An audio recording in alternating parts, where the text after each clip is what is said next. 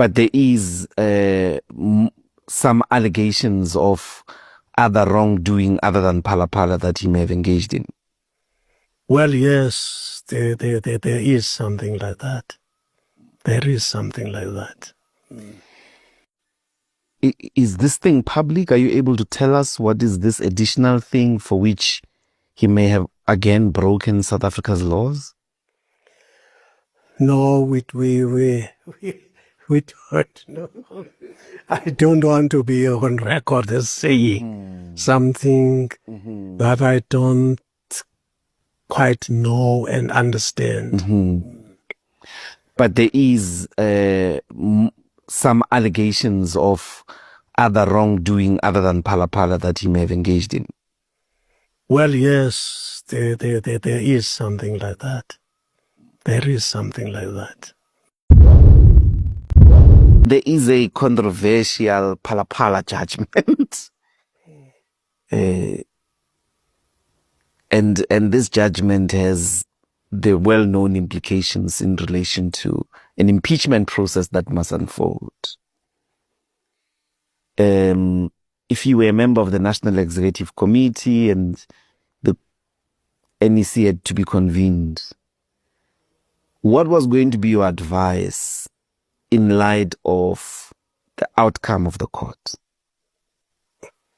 Well, the first thing, if I was an executive member of the ANC, immediately we hear what we already know now. I was going to say, today, let's have a meeting of the executive and we have a discussion. Because if we do not do that, we are painted with the same brush as the ANC.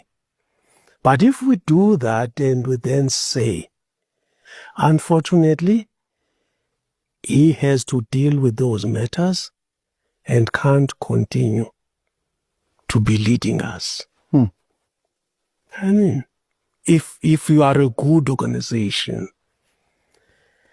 where your Bible is goodness all the time, that's what you do. Go and deal with your matters, and you will no longer come to our executive meetings.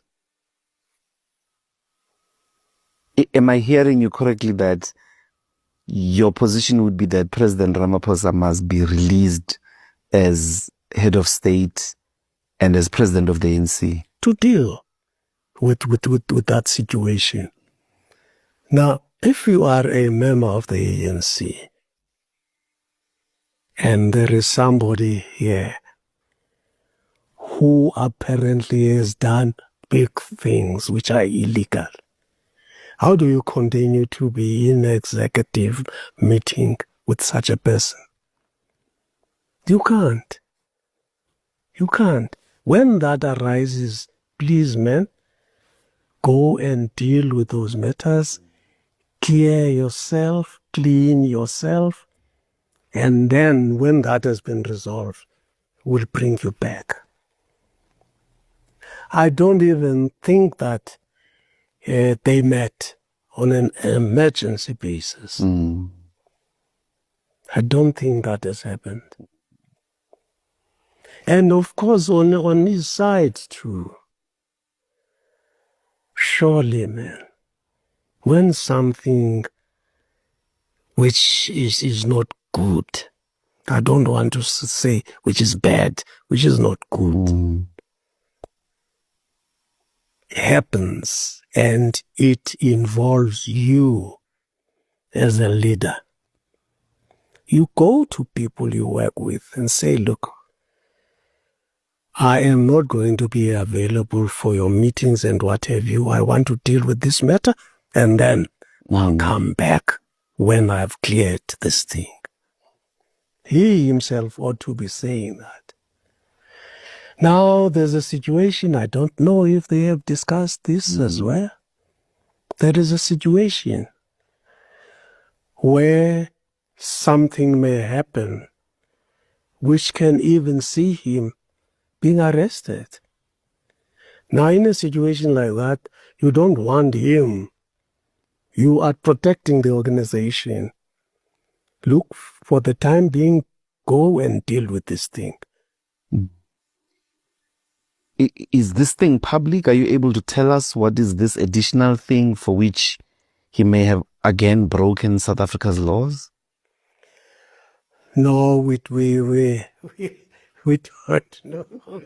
I don't want to be on record as saying something that I don't quite know and understand. But there is some allegations of other wrongdoing other than Phala Phala that he may have engaged in. Well, yes, there is something like that.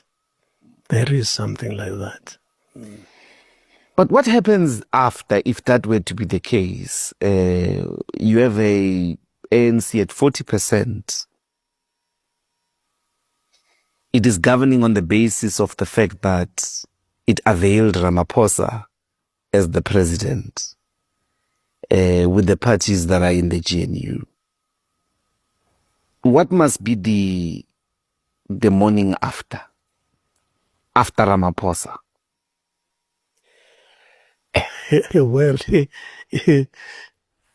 if those organizations in parliament wanted to, I don't know what kind of deal was agreed to.